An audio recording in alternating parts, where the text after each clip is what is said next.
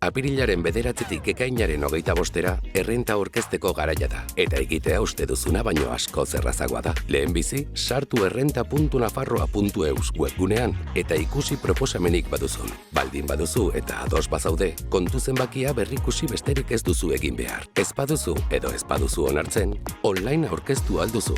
Pausoz pauso gidatuko zaituko. Nahiago baduzu telefonoz egin kudeatzaile batekin, eskatu hitzordua webgunean apirilaren 9-tik aurrera.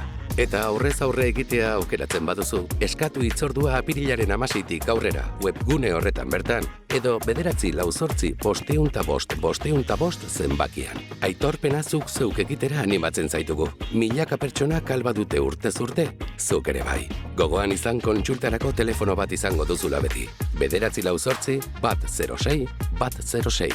Eskerrik asko. Gobierno de Navarra. Nafarroako gobernua. Navarra, una forma de funcionar. Nafarroa, gauzak egiteko dugun modua.